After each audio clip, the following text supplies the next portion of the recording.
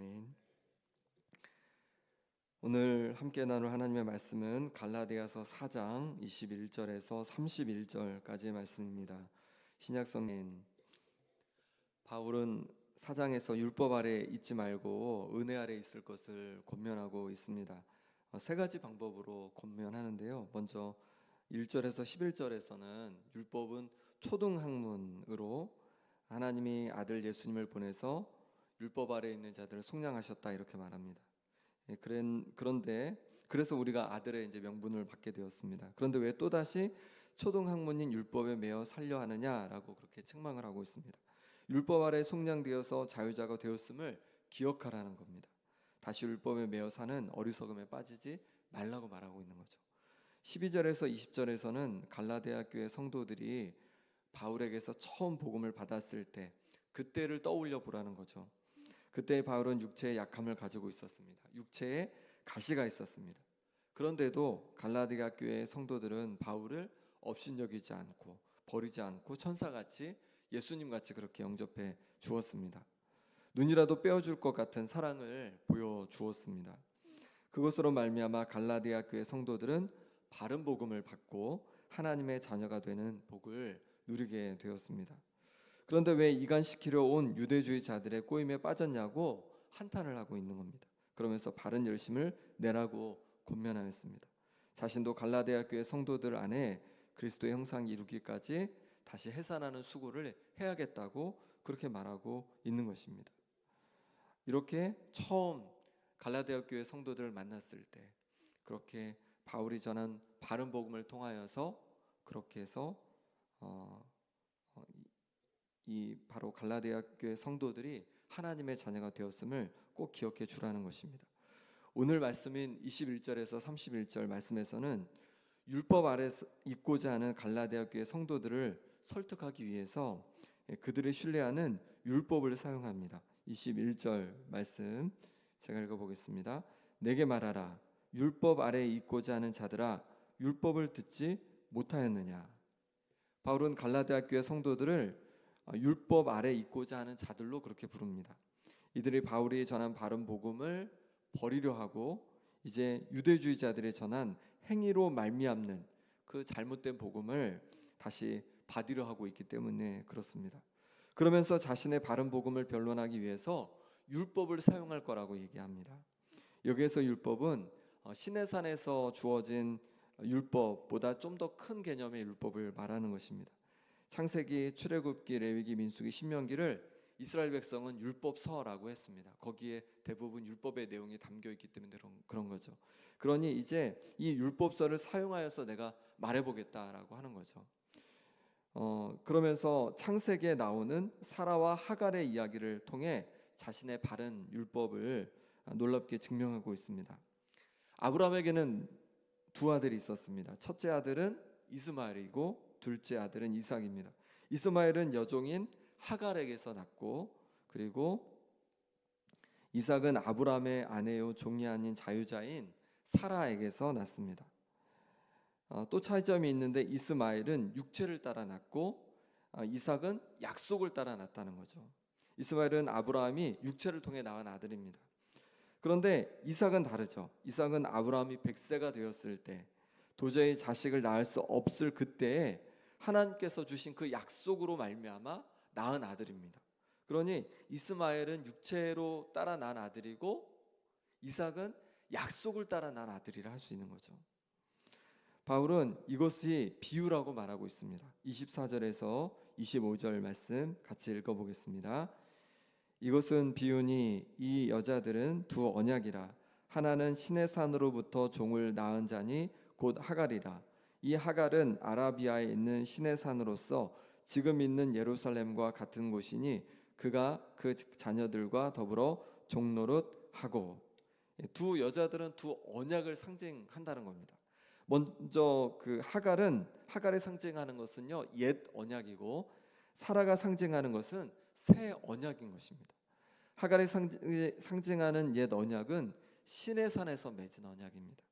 신의 산에서 하나님께서는 이스라엘 백성에게 율법을 주셨습니다.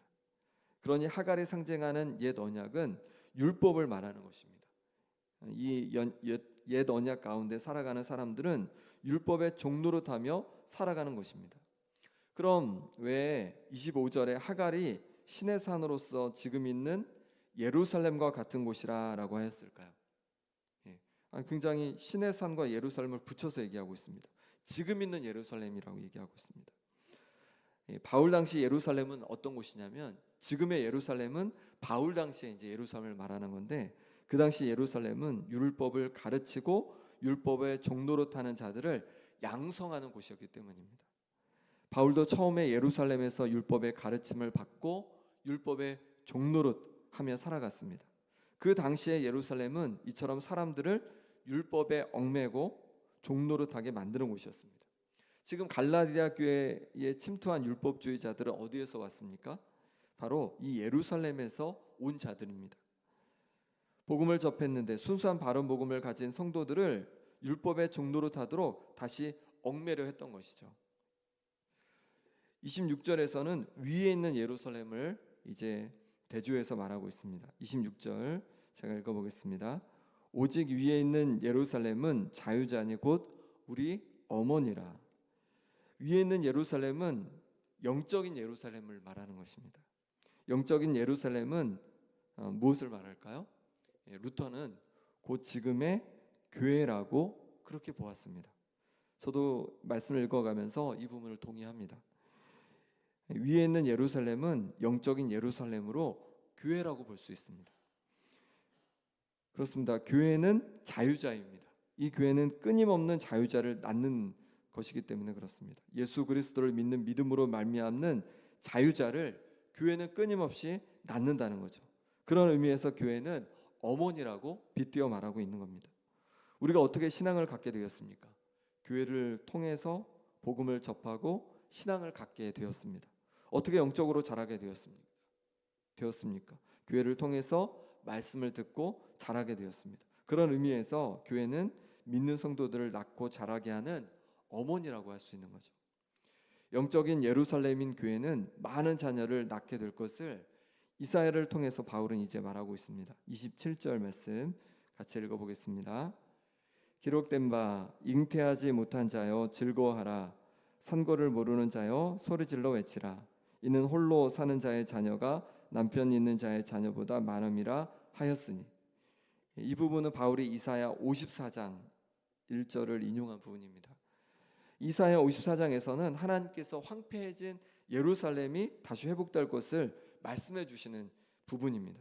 예루살렘이 회복되어 잉태하지 못한 자가 잉태하여 즐거워하고 상고를 모르는 자가 소리질러 자녀를 낳고 홀로 사는 자의 자녀가 남편 있는 자의 자녀보다 많다라고, 많은 자녀를 낳을 거다 이렇게 말하고 있는 거죠.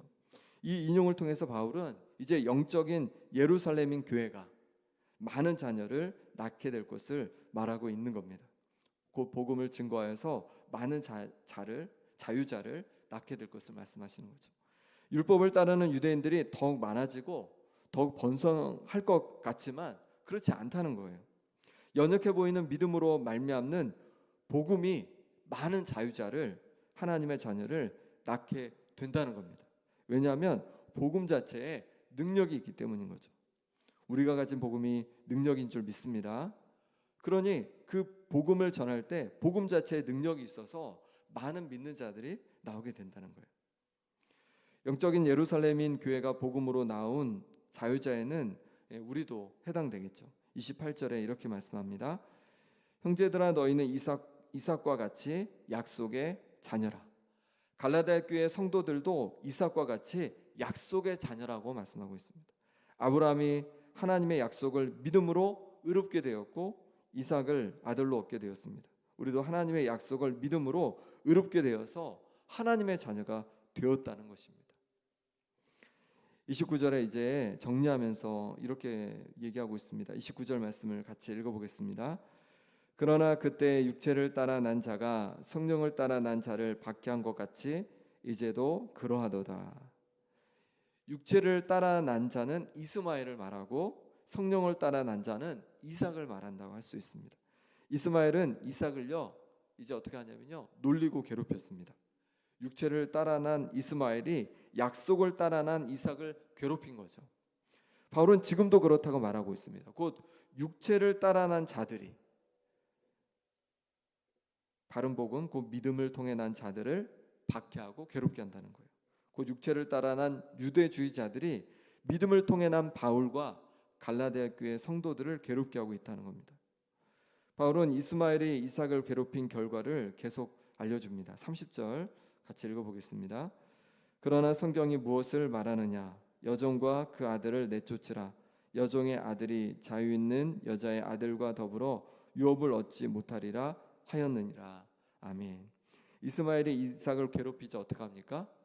이삭의 엄마 사라가 가만히 있지 않은 거예요. 사라가 뭐라고 그러냐면 여종 하갈과 그 아들 이스마엘을 내쫓으라는 거예요. 그때 어떻게 합니까? 아브라함은 고민하게 되는 거예요. 왜냐하면 이스마엘도 자신의 자식이니까 고민을 하게 되는 겁니다. 괴롭습니다. 그런데 그때 하나님께서 뭐라고 그러냐면 하갈과 이스마엘을 그냥 내쫓으라고 합니다. 왜냐하면 그들은 이스마엘은 약속의 자녀가 아니기 때문에 그렇다는 거예요. 약속의 자녀는 누구예요? 이삭이기 때문에 그렇게 하라고 말씀하고 있는 겁니다.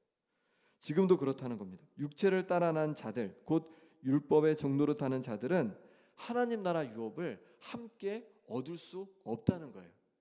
율법을 의지하여 붙들고 살아가는 자들은요, 천국을 유업으로 얻을 수 없다는 겁니다.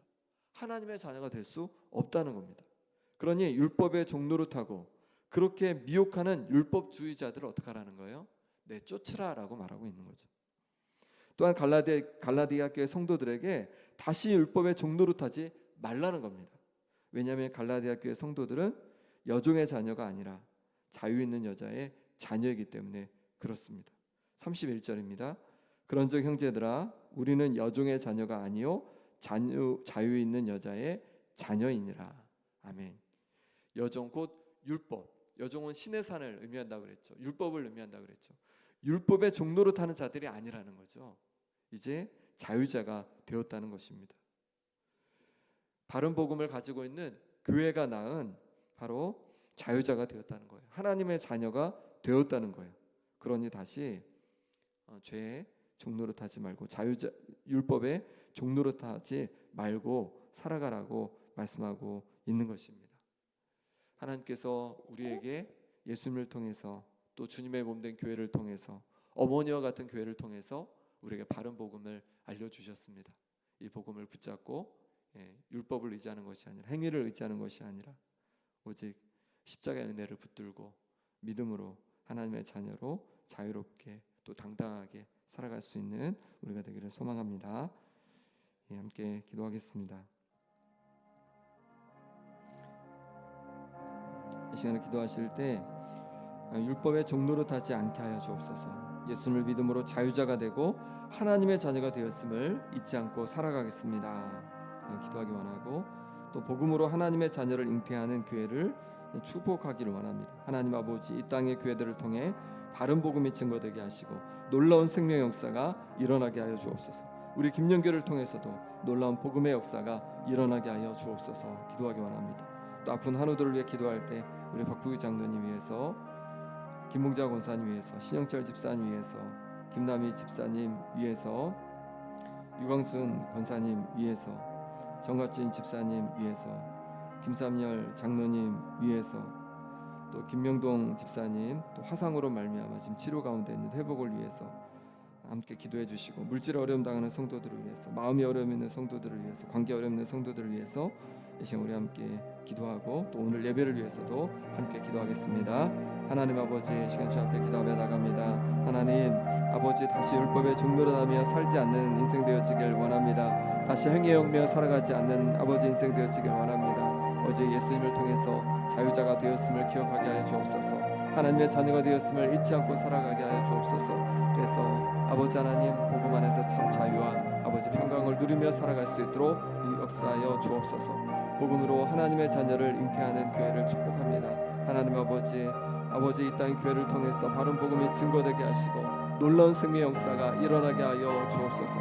우리 김영교를 통해서 하나님 역사해 주셔서 하나님 아버지, 놀라운 복음의 역사가 이곳을 통해 일어나게 도와주시고 많은 하나님의 자녀들이 이곳을 통해서 아버지 낳는 역사가 일어나게 하여 주옵소서. 우리를 통해 낳는 역사가 일어나게 하여 주옵소서.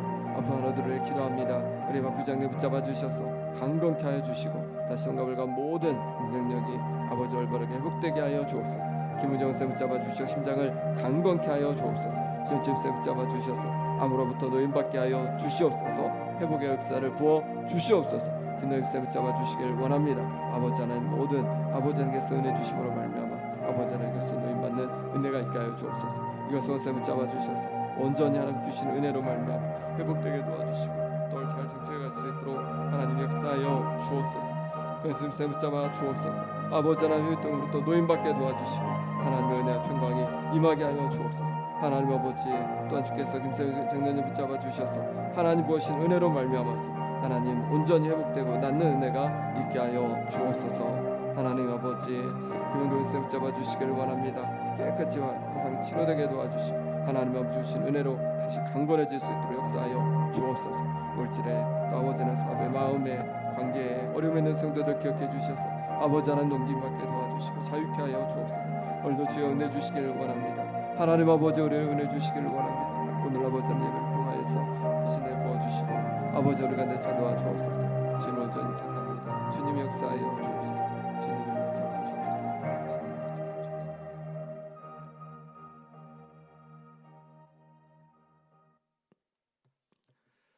하나님 아버지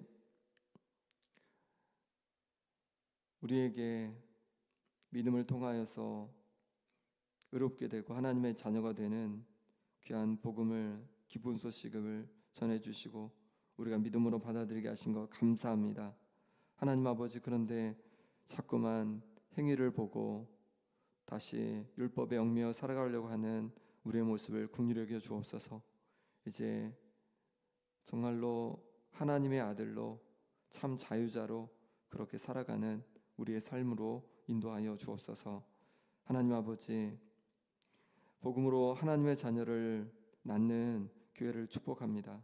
하나님 이 땅의 교회들이 교회들을 통해서 바른 복음이 증거되게 도와주시고 그런 말미암아 놀라운 생명의 역사가 일어나게 하여 주옵소서. 우리 김영교회도 하나님 그렇게 사용하여 주시기를 원합니다.